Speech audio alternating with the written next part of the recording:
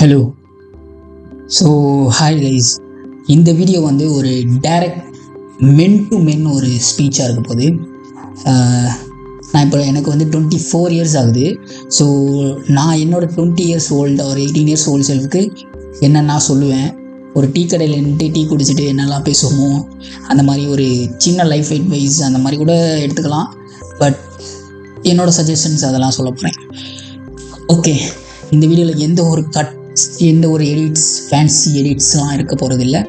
So டேரெக்டாக நீங்கள் வந்து ஒரு டீ கடையில் ஃப்ரெண்ட்ஸோடு போயிட்டு, பெஸ்ட் ஃப்ரெண்டோடு போயிட்டு டீ குடிக்கும்போது என்னெல்லாம் பேசுவீங்க அந்த மாதிரி டாக்காக தான் இருக்க போகுது. நீங்கள் வந்து டேரெக்டாக உங்களோட ஹெட்ஃபோன்ஸ் எல்லாம் போட்டுட்டு ஃபோனை வந்து இப்படி திருப்பி வச்சுட்டு இப்படி தலையில் இப்படி கை வச்சுட்டு ஜாலியாக கேட்கலாம். ஸோ அந்த மாதிரி ஒரு கான்வோவாக தான் இருக்க போகுது. ஸோ ஃபஸ்ட் விஷயம் என்னென்னா,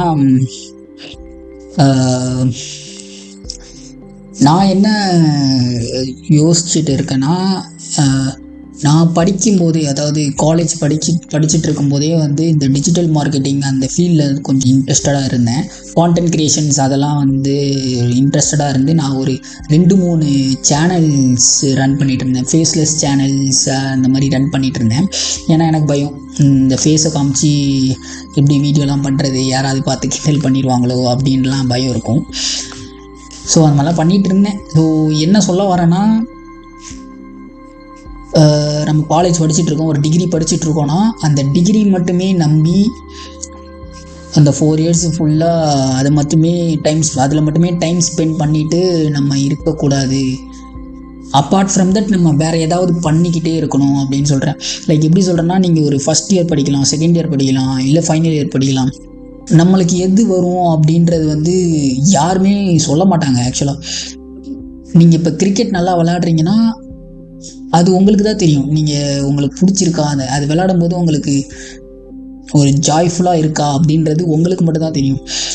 நிறைய பேர் சொல்லலாம், நீங்கள் நல்லா விளாட்றீங்க, அது பண்ணுறீங்க, இது பண்ணுறீங்க அப்படின்லாம் சொல்லலாம். சில பேர் வந்து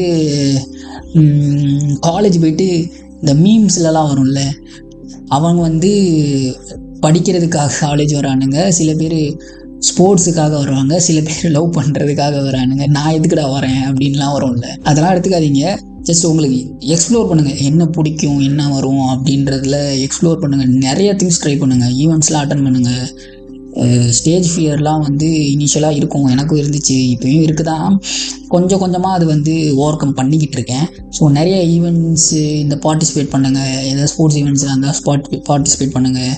இன்டர் காலேஜ் இருந்தால் பார்ட்டிசிபேட் பண்ணுங்கள். ஆட்ஸ் ஆப்பு அந்த மாதிரி நிறையா இருக்கும் காலேஜ் டைமில். அதெல்லாம் வந்து நம்ம இருக்கிறதுலே கடைசி சீட்டு எங்கேயோ அங்கே தேடி பிடிச்சி போய் உட்காந்துரும். ஸோ அதெல்லாம் பார்ட்டிசிபேட் பண்ணுங்கள். ஸோ இதில் என்ன நான் மெயினாக சொல்லுவேன்னா, நீங்கள் ஒரு ஸ்டூடெண்ட்டாக இருக்கும்போதே ஏதாவது ஒரு ஸ்கில்ஸ், என்ன வேணா இருக்கலாம், ஏதாவது ஒரு ஸ்கில்ஸை லேர்ன் பண்ணி அதுலேருந்து ஒரு இன்கம் எடுக்கிற மாதிரி பாருங்கள். ஓகேவா? ஸோ ஆக்சுவலாக நான் ஏர்ன் பண்ணியிருக்கேன். நான் காலேஜ் ஃபைனல் இயரில் ஃப்ரீலான்சிங் பண்ணி ஏர்ன் பண்ணியிருக்கேன். ஸோ அதனால் சொல்கிறேன், நம்ம படிச்சுட்டு இருக்கும்போதே ஒரு இன்கம் சோர்ஸு நம்மளுக்கு வரும். அது வந்து கன்சிஸ்டண்ட்டாக கூட வர தேவையில்லை. ஒரு விஷயத்த பண்ணி கொடுக்குற ஒருத்தவங்களுக்கு அதுக்கு உங்களுக்கு பே பண்ணுறாங்கன்னா அந்த இடத்துலையே வந்து உங்களுக்கு ஒரு மிகப்பெரிய மோட்டிவேஷன் வரும். ஒரு மணி மேலே ஒரு ஒரு டிசிப்ளின் வந்துடும்.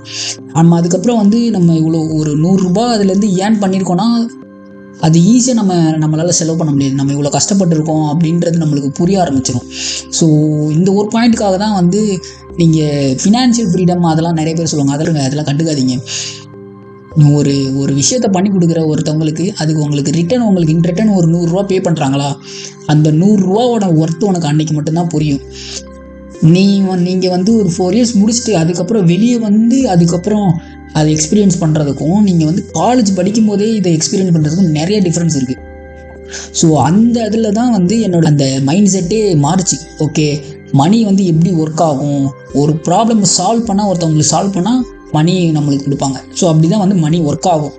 ஆக்சுவலாக ஒரு ப்ராப்ளம் வந்து சின்ன ப்ராப்ளமாக இருந்தால் கொஞ்சமாக பே பண்ணுவாங்க, ஒரு பெரிய ப்ராப்ளமாக இருந்தால் அது நிறைய காம்ப்ளெக்சிட்டிஸு இருந்துச்சுன்னா அதுக்கேற்ற மாதிரி கொஞ்சம் அதிகமாக பே பண்ணுவாங்க. ஸோ இப்படி தான் மணி ஒர்க் ஆகும். ஸோ இவ்வளோ கஷ்டப்பட்டு நம்ம அந்த 100 ரூபாய் ஏர்ன் பண்ணியிருக்கோமே, அதை நம்ம எப்படி நம்ம வேஸ்ட்டாக செலவு பண்ணுறது அப்படின்னு நம்மளுக்கு ஒரு செல்ஃப் கான்ஷியஸாக வந்து தோண ஆரம்பிச்சிடும். ஸோ அது மூலமாக தான் நான் வந்து இன்வெஸ்ட்மெண்ட்னா என்ன, சரி எப்படி நம்ம இவ்வளோ மணி ஏர்ன் பண்ணியிருக்கோமோ இதில் பாதி எப்படி இன்வெஸ்ட் பண்ணுறது அப்படின்லாம் யோசிக்க ஆரம்பித்தேன். ஸோ எனக்கு வந்து இப்படி தான் வந்து மைண்ட் செட்டே இப்படி மாறிச்சு. ஒருவேளை நான் அந்த டைமில் வந்து மணி ஏர்ன் பண்ணாமல் வீட்டிலேருந்து மட்டுமே காசு வாங்கி நான் ஏதாவது செலவு பண்ணியிருந்தா எனக்கு மேபி அதை புரிஞ்சுக்கிறதுக்கு அண்டர்ஸ்டாண்ட் பண்ணிக்கிறதுக்கு ஒரு 1 year 1.5 years ஆயிருக்கும். ஏன் சொல்கிறேன்னா, இப்போ நம்ம ஒரு இன்வெஸ்ட்மெண்ட்லாம் பண்ணும்போது நம்மளோட ஏஜ் மட்டும்தான் வந்து அங்கே ஃபேக்டராக இருக்கும். எவ்வளோ நீ ஒரு இன்வெஸ்ட் பண்ணிவிட்டு எவ்வளோ டைம் கொடுக்குறீங்களோ அந்தளவுக்கு உங்களோட மணி வந்து காம்பவுண்டிங் ஆகும். ஸோ காம்பவுண்டிங்னா என்னென்னலாம் நீங்கள் சர்ச் பண்ணிங்கன்னா உங்களுக்கு தெரிஞ்சிருக்கும். ஸோ நம்ம எந்த அளவுக்கு இயர்லியாக அதை அண்டர்ஸ்டாண்ட் பண்ணிக்கிறோமோ அந்தளவுக்கு நம்ம மணியை இன்வெஸ்ட் பண்ணுவோம். மணியை வந்து தேவையில்லாமல் ஸ்பெண்ட் பண்ண மாட்டோம். அதுதான் வந்து இதில் வந்து நான் உங்களுக்கு சொல்ல வருது. நெக்ஸ்ட் என்னென்னா, இயர்லி ஸ்டேஜில் வந்து நிறைய பேரை ஃபேஸ் பண்ணுவோம். நிறைய டிஃப்ரெண்ட் பீப்புள்ஸை மீட் பண்ணுவோம். பஸ்ஸில் போகும்போது டிஃப்ரெண்ட் பீப்புளை மீட் பண்ணுவோம். காலேஜ் போகும்போது நிறைய பீப்புள் மீட் பண்ணுவோம். ஸோ இப்படி நிறைய பேரை மீட் பண்ணிக்கிட்டே இருக்கும்போது நம்மளை சுற்றி ஒரு பபுள் மாதிரி ஃபார்ம் ஆயிரும். எங்கே போனாலும் நம்மளுக்கு ஃப்ரெண்ட்ஸ் இருப்பாங்க. அங்கே ஒரு ஃப்ரெண்ட்ஸ் இருப்பாங்க, இங்கே ஒரு ஃப்ரெண்ட்ஸ் இருப்பாங்க, வீட்டுக்கிட்ட ஏரியா சைடு வந்து ஒரு சில ஃப்ரெண்ட்ஸ் இருப்பாங்க. அப்படி இருக்கும்போது நம்மளே அறியாமல் நம்ம வந்து எப்பயுமே பிஸியாக இருப்போம். ஸோ அந்த பிஸியாக இருக்க டைமில் நம்மளுக்கு வேறு ஏதாவது பண்ணணும் அப்படின்னா கூட பண்ண தோணாது. பிஸி இன் த சென்ஸ் நான் எப்படி புரிஞ்சுக்கிறேன்னா, நீங்கள் ஒரு விஷயத்தில் ஒரு ஒர்க் பண்ணுறீங்கன்னா அது எந்த அளவுக்கு ரிட்டர்ன்ஸ் ROIன்னு சொல்லுவாங்க, ரிட்டர்ன் ஆன் இன்வெஸ்ட்மெண்ட் சொல்லுவாங்க. ஒரு இடத்துல நம்ம டைம் இன்வெஸ்ட் பண்ணுறோன்னா அதுக்கு ரிட்டர்ன்ஸ் நமக்கு எவ்வளோ வருது அப்படின்றது தான் நம்ம பார்க்கணுமே தவிர, இந்த டைப் ஆஃப் பிஸி இருக்குல்ல, நம்ம வந்து பீச் போகிறோம், பார்க் போகிறோம், ஏதாவது வெளியே போகிறோம், அந்த மாதிரி பிஸின்றது வந்து ஆக்சுவலாக பிஸி வந்து கிடையாது. அது வந்து உங்களோட டைமை வேஸ்ட் தான் பண்ணுறீங்கன்றது இன்டைரக்டான மீனிங் தான் அதான். ஸோ இந்த மாதிரி நான் நிறைய பீப்புள்ஸை மீட் பண்ணும்போது எல்லாருமே நம்மளுக்கு நல்லது தான் நினைப்பாங்க அப்படின்றதெல்லாம் சொல்ல முடியாது. சில பேர் டாக்ஸிக்காக இருப்பாங்க.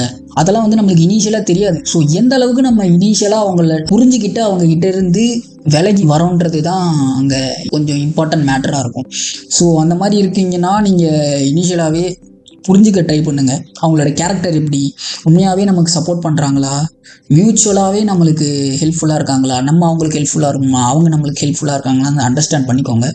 ஸோ எவ்வளோ சீக்கிரமாக அந்த மாதிரி ஒரு ரிலேஷன்ஷிப்பில் இருந்தீங்கன்னா நீங்கள் வெளியே வரீங்க அப்படின்றது தான் ஒரு முக்கியமான மேட்டராக இருக்கும். ஸோ நெக்ஸ்ட் வந்து என்னென்னா, நம்மளோட பேரண்ட்ஸ் தான் நம்மளுக்கு மிகப்பெரிய சப்போர்ட்டிவாக இருப்பாங்க. நம்ம இந்த ஸ்டூடெண்ட் ஸ்டேஜ்லலாம் இருக்கும்போது இனிஷியலாக நீங்கள் வேலைக்கு போகும்போதெல்லாம் நம்ம பேரண்ட்ஸ் தான் வந்து ஒரு ரொம்ப பெரிய சப்போர்ட்டாகவே இருப்பாங்க. So apart from parents there will be one friend. அவங்க தான் வந்து ஒரு நெக்ஸ்ட் பேரண்ட் ஸ்டேஜ்லேருந்து உங்களை வந்து பார்த்துக்க ஆரம்பிப்பாங்க. ஓகேடா நீ இது பண்ணுறியாடா, பண்ணு மச்சான், நான் பார்த்துக்கிறேன்டா, நான் இருக்கேன்டா உனக்கு அப்படின்ட்டு ஒரு பிரதர்ஹுட்டாக வந்து நம்மளை ட்ரீட் பண்ண ஆரம்பிப்பாங்க. ஸோ அவங்கள வந்து ரொம்ப ஈஸியாக வந்து விட்டு கொடுத்துறாதீங்க. பிகாஸ் ஒரு என்வாயர்மெண்ட்டில் இருக்கோன்னா அந்த என்வாயர்மெண்ட்டில் இருக்கிற ஃப்ரெண்ட்ஸோட பழகுவோம். ஸோ அதுலேருந்து ஃபார் எக்ஸாம்பிள் நம்ம ஸ்கூலில் இருக்கோன்னா, ஸ்கூலில் இந்த மாதிரி ஒரு ஃப்ரெண்ட்ஸ் கிடைக்கிறாங்கன்னா, நெக்ஸ்ட் வந்து காலேஜ் போகும்போது நம்ம என்ன பண்ணுவோம், அந்த ஸ்கூல் ஃப்ரெண்டுக்கிட்ட இருக்க டைம் வந்து ரொம்ப கம்மியாக ஸ்பெண்ட் பண்ண ஆரம்பிச்சிருவோம். காலேஜ் ஃப்ரெண்ட்ஸ் கிட்ட கொஞ்சம் டைம் அதிகமாக ஸ்பெண்ட் பண்ணுற மாதிரி நம்ம அந்த சுச்சுவேஷனுக்கு போயிடுவோம். ஸோ அப்படி இருக்கிறப்ப வந்து அந்த ஒரு ட்ரூ ஃப்ரெண்டுன்னு உங்களுக்கு இருப்பாங்க. அவங்கக்கிட்ட ரொம்ப டைம் ஸ்பெண்ட் பண்ண முடியலன்னா கூட அட்லீஸ்ட் டச்சில் இருக்கிற மாதிரியாவது பார்த்துக்கோங்க. பிகாஸ் நான் சொல்கிறேன்ல, இப்போ அந்த டாக்ஸிக் ஃப்ரெண்ட்ஸுக்கு நடுவில் இந்த மாதிரி ஏதாவது ஒரு 100ல் ஒரு ஃப்ரெண்ட்ஸ் யாராவது இருப்பாங்க. அவங்கள ரொம்ப ஈஸியாக மிஸ் பண்ணிடாதீங்க. என்வாயர்மெண்ட்டுக்கு ஏற்ற மாதிரி நம்மளும் மாறிக்கிட்டே இருப்போம், நம்மளோட சரௌண்டிங்ஸும் மாறும். ஸோ அதுக்காக அந்த ஃப்ரெண்ட்ஸை விட்டு கொடுத்துறாதீங்க. அது ஒரு முக்கியமான பாயிண்ட் நான் அவங்களுக்கு சொல்கிறது. அண்ட் அதுக்கப்புறம் என்ன சொல்லணும்னு நினச்சேன்னா, இஃப் யூஆர் லவ்விங் சம்ஒன், நீங்கள் ஒரு ரிலேஷன்ஷிப்பில் இருக்கீங்கன்னா ஓகே பண்ணுங்கள், லவ் பண்ணுங்கள். பட் எங்கே பிரச்சனை வருதுன்னா, எல்லாருக்குமே லவ்ன்றது வந்து நம்ம நினச்ச மாதிரி போய் அமைஞ்சிடாது. ஸோ ஆஃப் த பர்சன்டேஜ் வந்து பிரேக்கப்ஸில் தான் போய் முடியும். ஒரு பொண்ணு உங்ககிட்ட ஒரு பிரேக்கப் பண்ணிட்டாங்க, அவர் அந்த ரிலேஷன்ஷிப் செட் ஆகலை, நீ மூவ் ஆன் ஆகி தான் ஆகணும் அப்படின்ற மாதிரி சுச்சுவேஷனில் இருந்தீங்கன்னா மூவ் ஆன் ஆகிடுங்க. கொஞ்சம் கஷ்டமாக தான் இருக்கும், பட் ஆப்ஷனே இல்லைன்னா மூவ் ஆன் ஆகி தானே ஆகணும். இதெல்லாம் விட்டுட்டு அந்த பொண்ணை ரொம்ப கம்பல்லாம் பண்ணி நீ இல்லைன்னா நான் இருக்க மாட்டேன் அப்படின்ற மாதிரிலாம் பேசி சென்டிமெண்டெல்லாம் பேசி எதுக்கு, பிடிக்கலன்னு தெரிஞ்சிருச்சு, இதுக்கு மேலே ஒர்க் அவுட் ஆகுதுன்னு தெரிஞ்சிருச்சு, லெட் தெம் கோ அப்படின்னு தான் நான் சொல்லுவேன். ஏன்னா எல்லாத்துக்கும் மேலே செல்ஃப் ரெஸ்பெக்ட்னு ஒன்று இருக்குது. இதெல்லாம் விட்டுட்டு நம்ம ரொம்ப டிப்ரெஸ் பண்ணிக்கிறதும் இல்லை அவங்கள வந்து ரொம்ப டார்ச்சர் பண்ணுறதும் அந்த மாதிரிலாம் பண்ணாதீங்க. அதுக்கு பதிலாக அந்த ஒரு நெகட்டிவ் ஃபீலிங்ஸை வந்து பாசிட்டிவாக எப்படி மாற்றுறதுன்னு யோசிங்க. ஜிம்முக்கு போங்க, நிறைய ஹெல்த்தி ஃபுட்ஸ் சாப்பிடுங்க. இந்த மாதிரி உங்களே நீங்கள் வந்து ஈஸியாக டைவெர்ட் பண்ணிக்கலாம். அந்த ஃபீலிங்ஸ் வந்து வேறு ஏதாவது ஃபீலிங்ஸோட மேட்ச் பண்ணிக்கிட்டு புக்ஸ் படிங்க, யூடியூப்பில் வீடியோஸ் பாருங்கள். ஸோ என்னென்னா நான் அந்த சைடு மட்டும் போயிடாதீங்க அப்படின்றது மட்டும் சொல்கிறேன், ஓகேவா? அண்ட் ஃபைனலி நீங்கள் காலேஜ் போங்க, படிங்க, லவ் பண்ணுங்க, பண்ணாதீங்க, ஸ்மோக் பண்ணுங்க, ட்ரிங்க்ஸ் பண்ணுங்க, என்ன வேணால் பண்ணுங்கள், இது உங்களோட லைஃப். பட் எப்போல்லாம் நீங்கள் டிப்ரெஸ் ஆகி உடஞ்சி போய் இருக்கும்போது நம்மளுக்கு பின்னாடி ஒருத்தவங்க மட்டும்தான் இருப்பாங்க, பேரண்ட்ஸ். அவங்க மட்டும் தான் ஃபினான்ஷியலாகவும் மென்டலாகவும் நம்மளுக்கு ரொம்ப சப்போர்ட்டிவாக இருப்பாங்க. ஸோ அது மட்டும் ஞாபகம் வச்சுக்கோங்க. அவங்களுக்கு மட்டும் கொஞ்சம் ட்ரூத்ஃபுல்லாக இருங்க, ஓகேவா? ஓகே, 2025 எப்படி வேணால் ஆயிருக்கலாம், யாருக்கு என்ன வேணால் ஆயிருக்கலாம். So whatever happens is happens bro. Present and future மட்டும் தான் நம்ம கையில் இருக்குது. ஸோ 2026 January 1 முன்னாடி இதை பேசணும்னு நினச்சேன், பேசிட்டேன். வேறு ஏதாவது தப்பாக நினச்சிக்காதீங்க, என்னோட மனசில் இருந்தது சொல்லிட்டேன். அண்ட் சொன்ன மாதிரி உங்களோட ஃப்ரெண்டாக நினச்சி ஏற்றுக்கணுனாலும் ஏற்றுக்கோங்க, இல்லைனாலும் அப்படியே விட்டுருங்க, ஒன்றும் ப்ராப்ளம் இல்லை. ஓகே, நெக்ஸ்ட் வீடியோவில் வில் மீட்.